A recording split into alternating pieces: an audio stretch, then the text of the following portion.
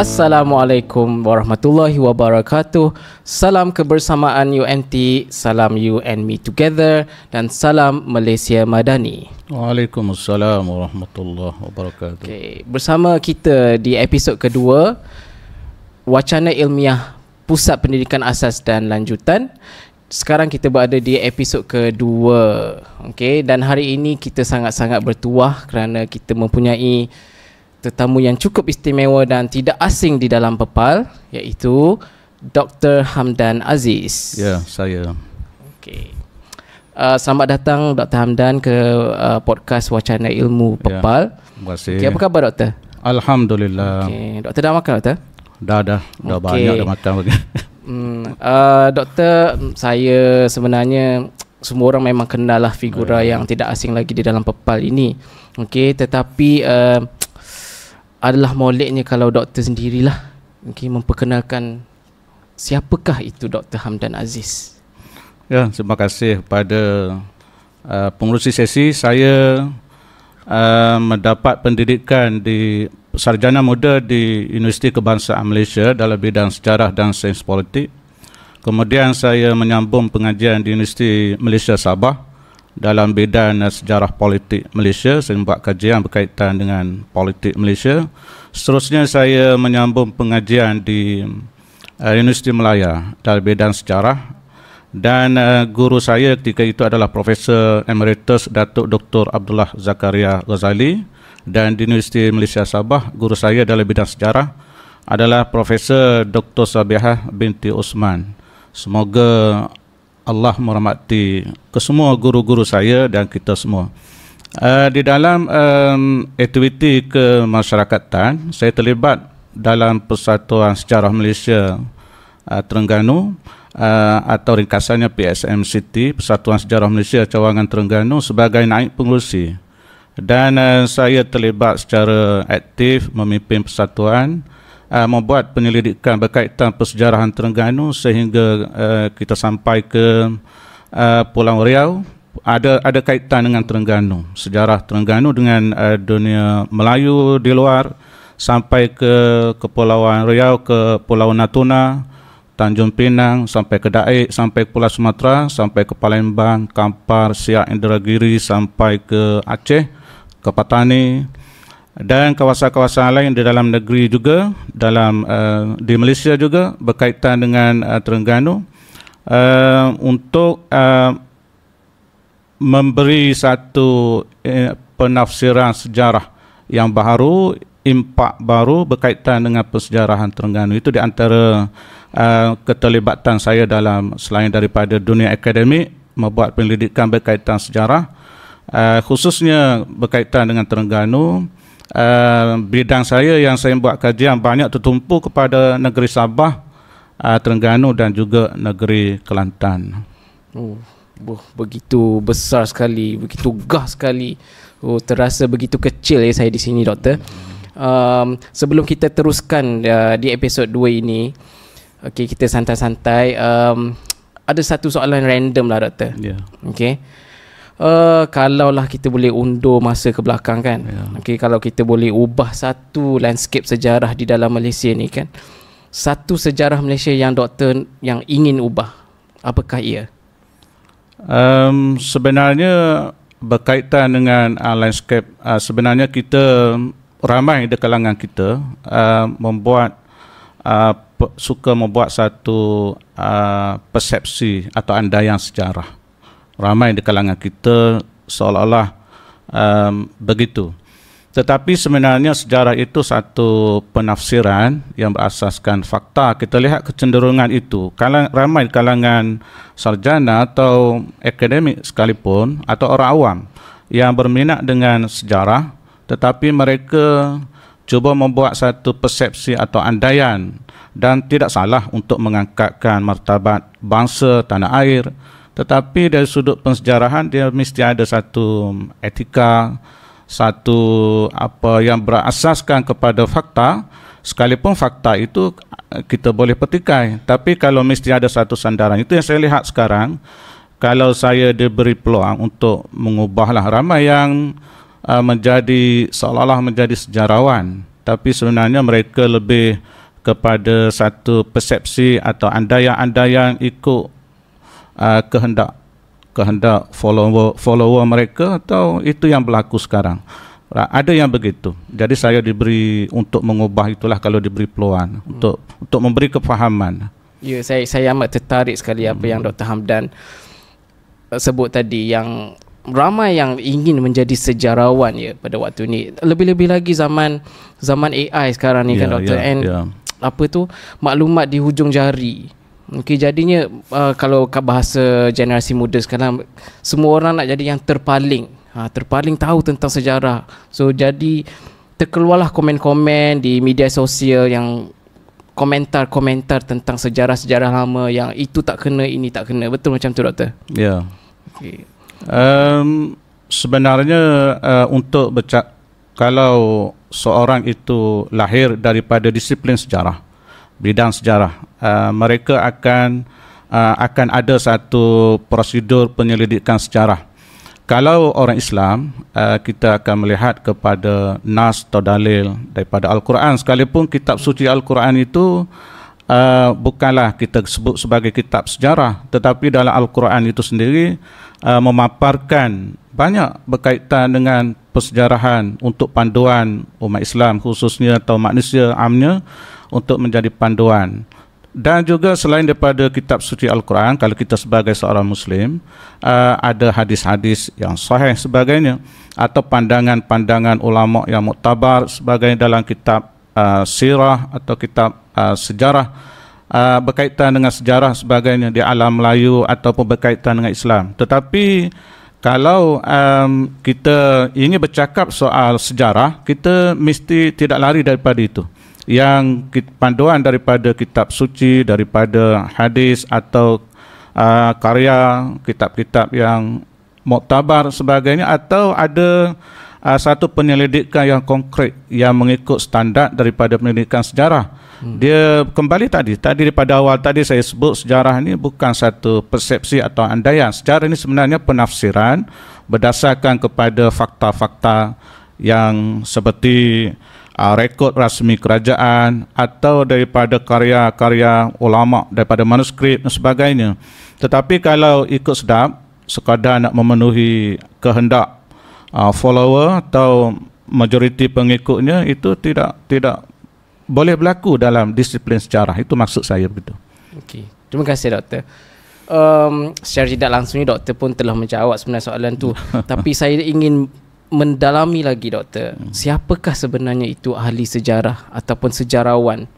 Dan berkata tentang sejarawan tu, boleh juga Doktor kupaskan kefungsian ahli sejarah ataupun sejarawan itu sendiri? Terima kasih pada soalan tadi. Sebenarnya secara sepintas lalu telah pun saya menjawab tadi.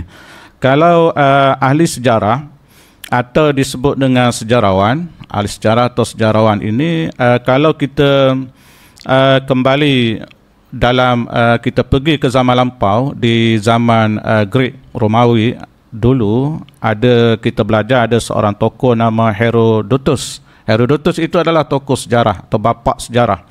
Kalau kita pergi ke zaman Islam, dalam konteks Islam, ramai tokoh, Ibnu Ishaq, At-Tabari, dan ramai lagi Ibnu Hisham sebagainya. Kalau kita sebut sebagai sejarawan kerana mereka menulis ada disiplin dalam konteks persejarahan itu. Kalau kita ke zaman klasik, zaman feudal Melayu, kita tengok Tun Sri Lanang juga menulis, walaupun karyanya bercampur baur antara mitos sebagainya, tapi karya sejarah itu ada. Sulalatus Salatin, itu Sri Lanang, itu contoh. Kalau zaman mutaakhir, zaman saya sekolah dulu, mungkin audiens belajar dulu pernah dengar Lenot Andaya, Berbara Andaya, itu di antara tokoh yang menulis berkaitan dengan alam Melayu, sejarah Malaysia. Dan zaman mutaakhir ini ramai sejarawan. Tetapi sejarawan ini dari dua kumpulan. Satu daripada ahli akademik di universiti atau di pusat pengajian, dan juga bukan daripada universiti, bukan daripada situ. Tapi mereka giat menulis dan membuat penafsiran sejarah. Kalau kita melihat pada zaman sekarang ni, Sekarang dalam dunia akademik, saya perhatikan tidak ramai profesor sejarah yang usianya belum usia persaraan. Kita kata antara 50 hingga 60 tahun, tidak ramai. Kalau saya cuba buat survey di IPTA, tidak ramai yang bertaraf profesor dalam bidang sejarah. Ini sebenarnya satu kerugian kepada agenda pembangunan negara, dan pembangunan negara dia mesti melihat kepada masa lalu. Kerana tajuk kita hari ini adalah sejarawan itu masa lalu untuk kepentingan hari ini. Hari ini kita bina hari ini, tapi kita mesti melihat masa lalu, kerana masa lalu itu sebagai panduan, dan masa lalu itulah yang memberi impak kegunaan kita pada masa kini. Tetapi yang saya lihat, mereka yang saya sebutkan tadi, kumpulan yang saya sebutkan tadi tidak ramai sekarang. Boleh dikira dengan jari berapa orang profesor yang dalam bidang sejarah Malaysia yang berada di IPTA sekarang. Itu satu persoalan yang saya cetuskan. Yang keduanya, sejarawan daripada yang bukan akademik tetapi mereka menulis. Zaman saya belajar dulu, saya sangat tertarik kepada historian, sejarawan. Ini seorang namanya Buyung Adil. Pernah dengar nama Buyung Adil? Ini first time saya dengar, Doktor. Buyung Adil ni dia menulis sejarah hampir semua negeri di Malaysia. Jadi namanya Buyung Adil, almarhum Buyung Adil. Banyak buku diterbitkan oleh DBP. Beliau menulis hampir ke semua negeri di Malaysia. Itu beliau bukan lahir daripada dunia akademik. Beliau seorang pengarang sejarah, dan sejarah adalah satu kepentingan, kefungsiannya, kerana kita belajar, masa kita belajar dulu ada seorang tokoh namanya George Santayana. Dia sebut those who cannot remember past are condemned to repeat it. Maksudnya siapa yang meninggal melupai masa lalu, sejarah lah, masa lalu, masa lampau, kemungkinan dia akan mengulangi silapan yang sama pada masa sekarang. So banyak kes lah kalau kita lihat lepas ni.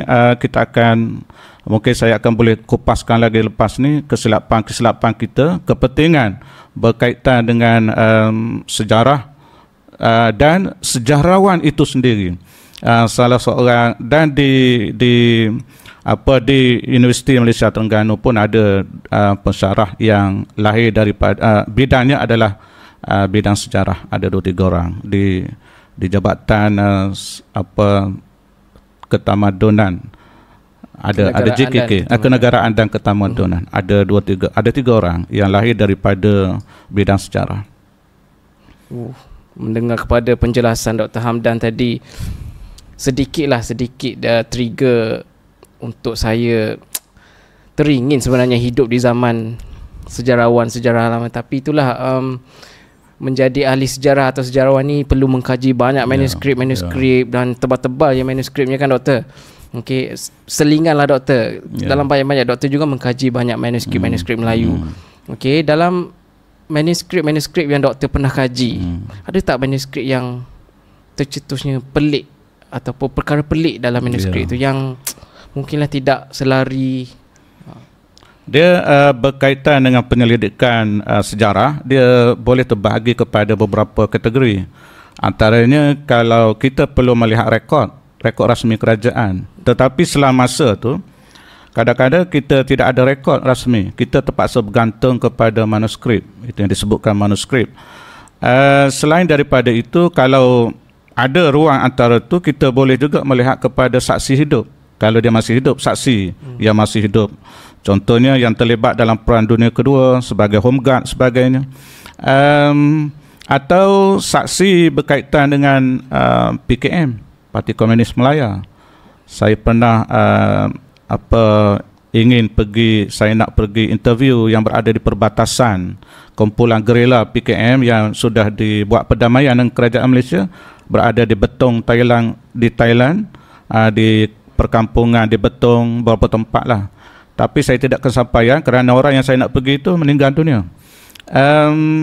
Jadi itu di antaranya. Tetapi kalau berbalik kepada dokumen kerajaan, saya pernah sampai ke National Archive London, di Kew Garden tu saya sampai untuk melihat dokumen-dokumen, dan di Arkib Negara Malaysia Kuala Lumpur.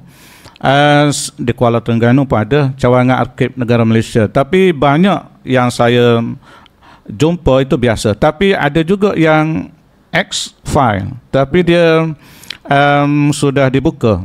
Ada yang dibuka, tapi ada yang tak tersengaja. Saya tertengok, ada juga. Tapi saya tak boleh sebut di sinilah sebab dia klasifikasi sebagai rahsia besar. Ada pangkah X. Sebab dia beri dalam satu gelong file. Dia dalam filem apa kita panggil satu gelong file di Arkib Negara. Dalam tu sebenarnya ada file besar, ada file sulit. Tapi saya tertengok, saya pun bacalah yang melibatkan Istana Kelantan, berkaitan dengan Istana Terengganu. Itu antara yang sulit. Dan dasar atau polisi British banyak yang tak dibuka. Tapi rupa-rupanya banyak dasar itu sebenarnya tidak sama seperti yang kita didedahkan dalam buku teks sebagainya. Kita kata contohnya Melayu Union kan. Melayu Union tahun 1946. Tetapi perancangan tu sebenarnya bermula setelah berlangsungnya Perang Dunia Kedua. Sejurus Jepun menyerang Tanah Melayu tahun 41. Sebenarnya perancangan Melayu Union itu sudah bermula di Britain, sudah bermula, atau di Eropah. Penguasa-penguasa barat ni sudah menjalankan tugas mereka untuk Melayu. Itu satu contoh lah. Banyak lagi sebenarnya ia berkaitan yang sulit, yang tak sulit. Sebenarnya itu tugas sejarawan untuk memberi satu penafsiran baru terhadap banyak perkara berkaitan dengan persejarahan di negara kita. Ya, itu yang saya suka mendengar penjelasan Dr. Hamdan tadi. Tugas sejarawan itu memberi penafsiran baru, terutamanya buat orang kebanyakan macam saya lah, yang memang tak ada peluang lah untuk masuk ke apatah lagi untuk melihat dokumen-dokumen X-file itu kan, Doktor? Ya. Okey. Merujuk kepada peranan sejarawan juga dengan ahli sejarah. Okey, kita sembang sikitlah tajuk yang mungkin sedang hangat, pertikaian antara pulau-pulau, contohnya Pulau Sipadan, Pulau Ligitan, Pulau Batu Putih, Kepulauan Spratly. So, pada pendapat Dr. Hamdan sendirilah, peranan ahli sejarah ataupun sejarawan itu sendiri dari segi membantu terutamanya Malaysia lah untuk mempertahankan, sebab kepulauan-kepulauan ini memang banyaklah negara-negara yang berkepentingan claim ataupun ada dispute lah antara adalah tujuan khasnya. Berkait dengan pertindihan sempadan, kita gunakan istilah atau territorial dispute. Ini sebenarnya kalau kita melihat pada kes Sipadan Ligitan, sebenarnya guru saya, Profesor Datuk Nik Anwar Nik Mahmud almarhum, dia yang membantu ini sebenarnya membantu kerajaan, membantu negara bila berada dalam kes sebegini. Sebenarnya perlu bergantung kepada sejarawan untuk membantu, bergantung kepada bidang tertentu. Sebenarnya banyak bidang pun boleh membantu. Cuma apabila kes Sipadan Ligitan yang memberi pertikaian itu, Pulau Sipadan Ligitan berada di Laut Sulu. Kalau kita ke Sabah, di antara Sempurna dengan Tawau tu ke laut, atau dari Kalimantan Timur di Indonesia ke Laut Sulu di selatan Filipina, sebenarnya ada dua pulau yang sangat cantik pemandangan itu dari sudut hidupan, dari sudut sumber alam, akuatik sebagainya. Kita lihat sangat dan juga tidak sebenarnya lebih daripada itu. Juga apabila sebuah negara menang kat situ, Pulau Sipadan Ligitan itu, sebenarnya dia dapat lokasi dari sudut undang-undang laut antarabangsa, dia boleh dapat beberapa batu nautika. Kawasan itu boleh dapat, itu kita sebut territorial dispute. Kerana kawasan berdekatan dengan Sipadan Ligitan itu, Indonesia menjalankan kerja cari gali minyak sejak sekian lama. Tetapi 17 negara yang bersidang, saya dapat maklumat daripada almarhum Profesor Datuk Nik Anwar, bila dia balik saja daripada persidangan itu, banyak kali persidangan di Belanda, di Hague, Belanda, Mahkamah Antarabangsa di ICJ di Belanda. Dia balik, dia bertemu dengan saya, dia cerita, dia baru balik apa semua, dia ceritalah kemungkinan Malaysia boleh menang, dia kata. Tapi dia nak pergi lagi sekali, ini keputusan akhir pada tahun 2002, saya masih ingat. 2002 itu saya rapat dengan pensyarah kerana saya ini adalah guru yang menyambung belajar, bukan jadi orang tua yang belajar, jadi agak akrab dengan pensyarah. Jadi dia cerita kemungkinan Malaysia boleh menang. Betul. 17 buah negara yang bersidang, agregatnya 16-1. Agregat menyokong Malaysia, Sipadang Legitan, hak milik Malaysia. Sebenarnya nak menentukan, dan satu itu tentulah Indonesia, sebab tentulah disokong dia kan. Jadi 17 negara termasuk Malaysia adalah 16-1 agregat. Atau kalau berkecuali Malaysia dengan Indonesia, agregatnya 15-0. Sokong memberi hak kepada Malaysia. Dia poinnya begini. Ini saya melihat satu kepentingan kumpulan sejarawan. Ini ahli-ahli sejarah boleh membantu mempertahankan kedaulatan negara. Kita tak nampak apa fungsi peranan sejarawan. Ini kisah masa lalu. Itu saya tekankan. Masa lalu untuk kepentingan masa kini. Kalau kita melihat masa lalu, itu tak memberi apa-apa impak. Contoh dalam Pulau Sipadang Legitan ni, sebenarnya nak menentukan hak milik Belanda atau hak milik British. Syarikat Borneo Utara British, hak milik. Jadi bila diteliti, almarhum Datuk Nik Anwar, dia menyerahkan satu dokumen yang sangat memberi signifikan, sangat signifikan. Dokumen itu membawa kemenangan kepada Malaysia, iaitu surat. Dia bawa satu surat, dia serah kepada Malaysia. Bawa surat ni. Ini berkait dengan effectiveness occupation. Maknanya pendudukan apa yang sangat efektif lah. Maksudnya Malaysia menduduki pulau tu sejak sekian lama. Belanda tak peduli pun. Maksudnya surat itu membuktikan bahawa almarhum Profesor Datuk Nik, dia serah satu surat memungut telur penyu. Surat memungut telur penyu itu dikeluarkan oleh British, oleh syarikat British, bukan Belanda. Maksudnya penguasa ke atas orang kampung kerja dia pungut telur penyu di pulau tu, kemudian pungut sarang burung, burung walik lah, ada gua apa kat pulau tu, kemudian pergi jual. Jadi yang menguasai pulau tu, yang surat memungut telur penyu itu adalah ia dikeluarkan oleh syarikat British, bukan Belanda. Jadi dengan sekeping surat itu mematikan hujah Indonesia. Maksudnya sekian lama itu bukan Belanda, maksudnya British, syarikat Borneo Utara British. Kemudian bila sebut British, hak milik Sabah. Bila hak milik Sabah, hak milik Malaysia, bukan Belanda. Belanda kalau ikut Bering, ikut tu sebenarnya kawasan tu, teritorial tu masuk dalam Indonesia.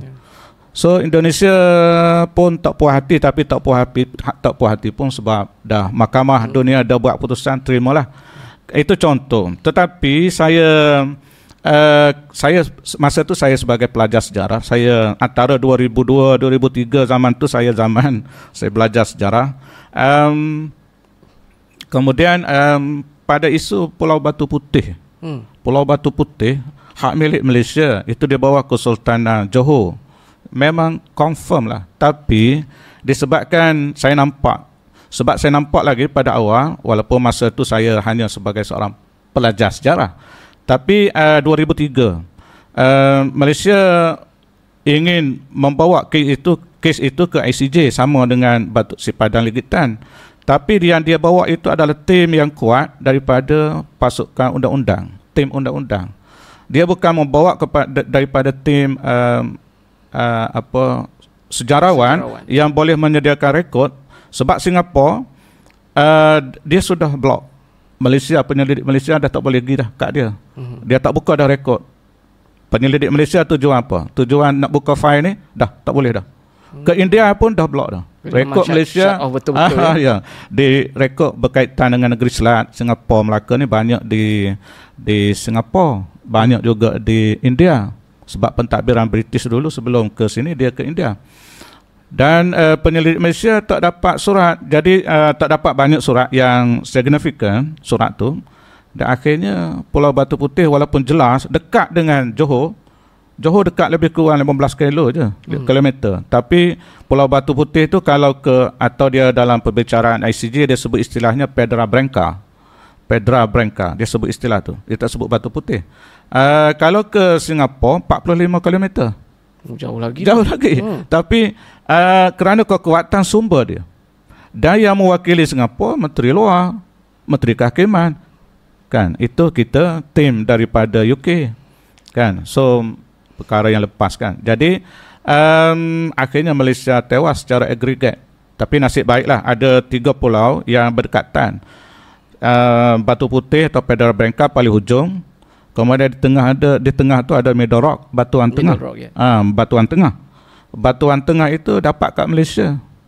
Dan yang paling selatan South Ledge, Tubir Selatan, Tubir Selatan tu, South Ledge tu itu diberi hak bersama. Maksudnya kemenangan Singapura adalah kemenangan yang tidak begitu bersemangat lah. Solid lah. Tidak solid sebab dia terpaksa melalui Malaysia dulu. Middle Rock tu Malaysia. Sebelum ni dia kontrol tiga-tiga tu. Tiga-tiga. Itu contoh. So kealpaan kita yang meminggirkan dan sejarawan yang tidak berfungsi menggunakan peluang itu. Dan satu lagi yang sekarang Spratly. Spratly pun Singapura, Spratly dengan UMT tak jauh. Kan pergi ke Laut Cina Selatan boleh sampai lah. Pertikaian 6 negara. 6 negara. China, Vietnam, Taiwan, Brunei juga kan? Brunei. Filipina, Malaysia. Kalau Taiwan, jalur tu China dia tetap 9 dash line, 9 garis putus tu.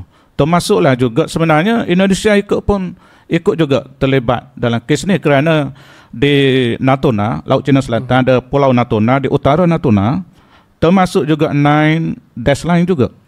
Jadi Indonesia memang dia tegas dalam soal ni. Jadi Malaysia, saya bila membaca sejarah, saya berterima kasihlah ketegasan Perdana Menteri terdahulu Tun Dr. Mahathir. Dia ada satu kawasan Malaysia di Pulau Layang-Layang. Pulau Layang-Layang ni kalau di Kota Beluk Sabah straight atau lebih kalau straight ke depan di sebelah kiri lah di Kudak Sabah. Kudak Sabah boleh tengok straight Pulau Layang-Layang. Pulau Layang-Layang tu Tun Dr. Mahathir membina pangkalan tentera di situ. Siap dengan infrastruktur di situ dan ada tentera yang pergi saban masa bergilir kat situ. Jadi kalau kita tak buat macam tu, semakin hari semakin terhimpit kawasan-kawasan tu. Ini ketegasan Tun Dr. Mahathir yang patut kita puji di Pulau Layang-Layang tu. Kawasan Pulau Layang-Layang itu juga termasuk dalam garis putus, 9 garis putus yang dituntut oleh China. Kalau Brunei pun ada kawasan, tapi Brunei tahulah dia negara yang tak apa soal-soal begini tak begitu kita dengar. Tapi berbalik dengan Filipina, dia melibatkan Palawan. Palawan ni dia kalau Kudat ke atas, daripada Kudat ada Pulau Palawan. Itu termasuk juga. Taiwan sudah tentu dan Vietnam di selatan ke kawasan ada beberapa pulau selatan Vietnam pun termasuk.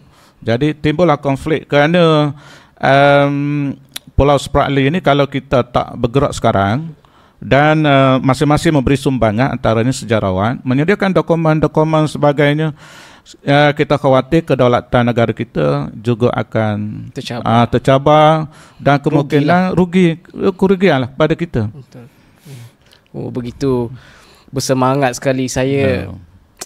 Memang terinspirasi lah Dr. Hamdan sebabnya sebagai masyarakat awam kan, kita tengok isu pertikaian, isu kedaulatan negara ini akibat dispute antara negara ini, tapi peranan sejarawan itu sendiri memang sangat-sangat penting lah untuk mempertahankan hak-hak Malaysia juga kan.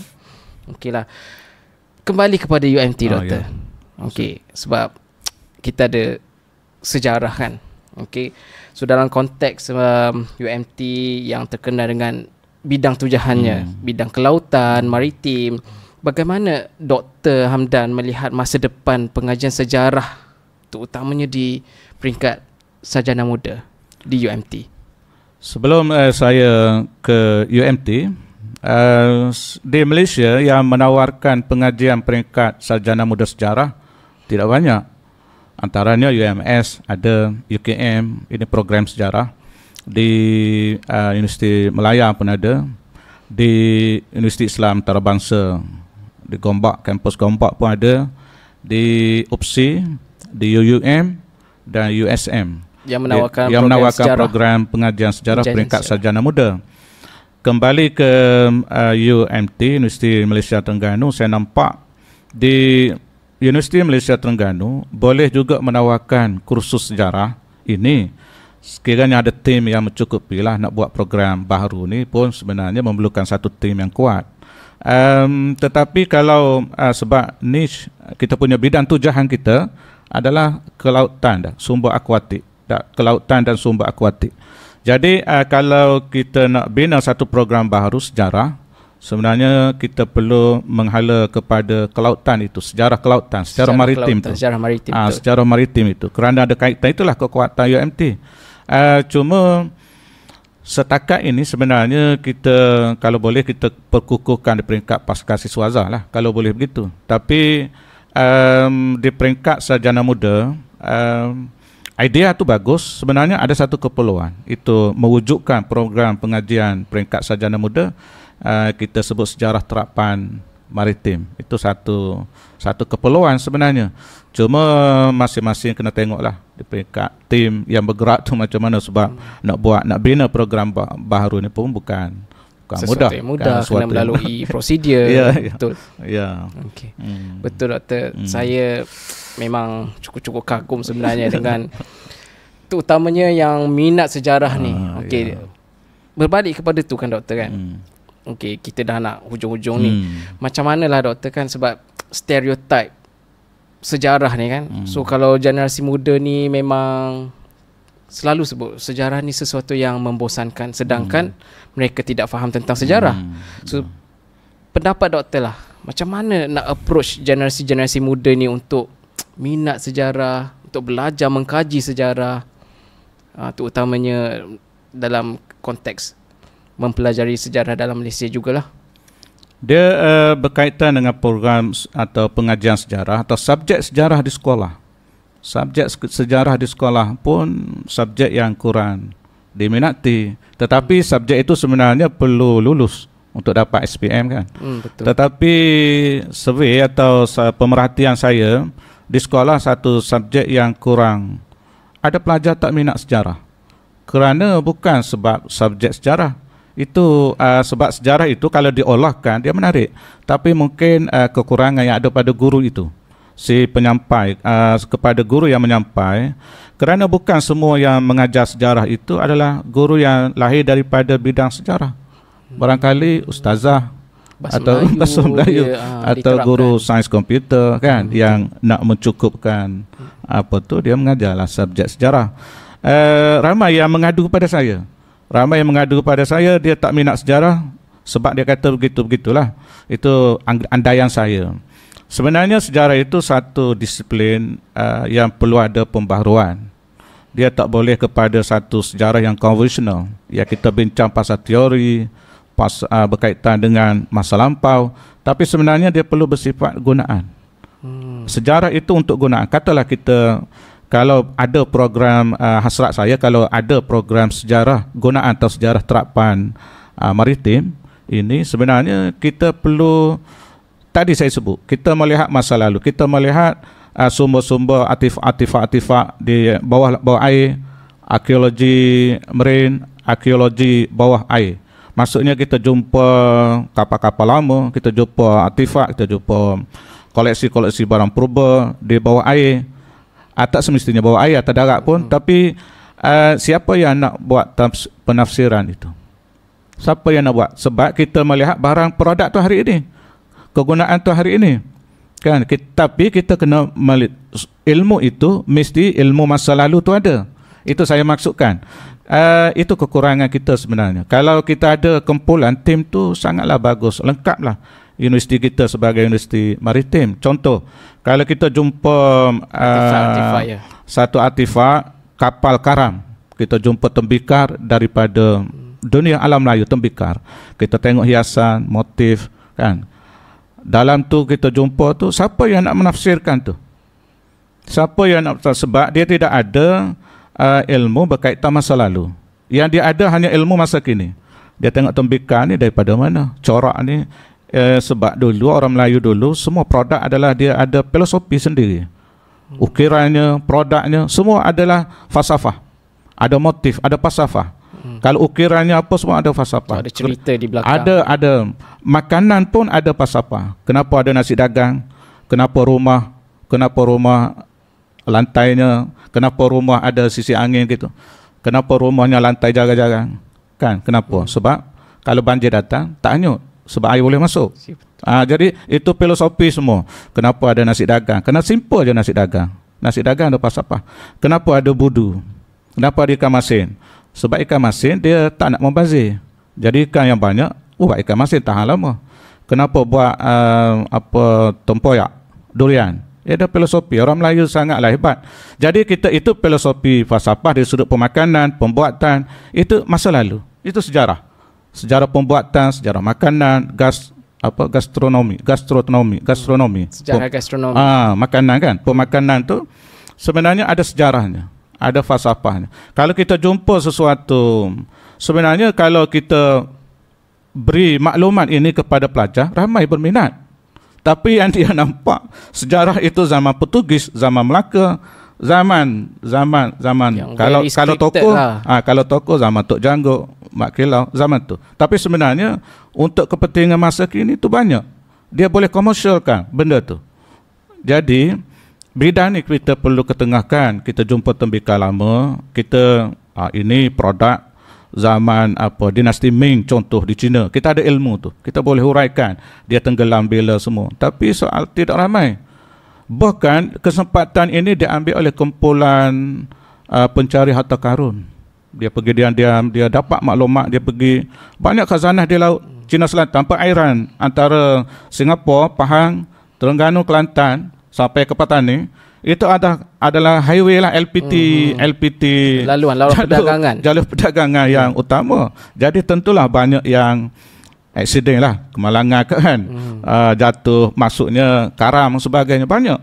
Dan saya difahamkan ada tim-tim daripada pencari harta karun dapat harta, dan mungkin ada emas atau kapal sebagainya kan. Jadi itulah. So berbalik pada soalan tadi, kalaulah bidang ini boleh diteruskan, sebenarnya sangatlah bagus, sesuai lah, lengkap lah dengan UMT sebagai universiti fokus kepada kelautan dan sumber akuatik ni. Betul. Sebab itulah saya satu kerugian lah untuk generasi-generasi muda. Okay, saya bersyukur sebenarnya sebab waktu sekolah dulu cikgu sejarah saya memang sangat kreatif. Sebab setiap bulan memang ada satu hari Rabu minggu ketiga kita ada program perkampungan sejarah. So semua akan role play lah. Jadinya sebelum kita mengakhiri episod kita kali ini, Doktor, okey, satu lagi soalan, Doktor. Tokoh-tokoh sejarah, figura-figura sejarah zaman-zaman lepas, kalaulah diberi peluang Dr. Hamdan untuk makan malam bersama seorang je, siapa Dr. Hamdan pilih? Kalau orang tu masih lagi ada sekarang, Profesor Datuk Dr. Abdullah Zakaria Ghazali di Jabatan Sejarah UM Universiti Malaya, kerana beliau betul-betul sejarawan Malaysia. Dan bidang kajian beliau meliputi daripada Sabah, Sarawak sampai ke Kedah, sampai ke Perlis. Dan juga merupakan guru saya sewaktu saya buat kajian PhD dahulu. Kerana bidang beliau betul-betul, kerana setengah sejarawan hari ini dia terfokus pada negeri tertentu, bukan kata mencakupi ke semua negeri di Malaysia. So saya mendoakan kesejahteraan beliau. Mudah-mudahan beliau diberi kesejahteraan, kesihatan, dan juga untuk kita semua yang hadir pada pagi ini. Itu dia tuan-tuan dan puan-puan, episod kita kali ini, episod kedua bersama yang berbahagia Dr. Hamdan Aziz, Pensyarah Kanan Jabatan Kenegaraan dan Ketamadunan Pusat Pendidikan Asas dan Lanjutan UMT. Sehingga bertemu di episod akan datang. Terima kasih. Terima kasih semua.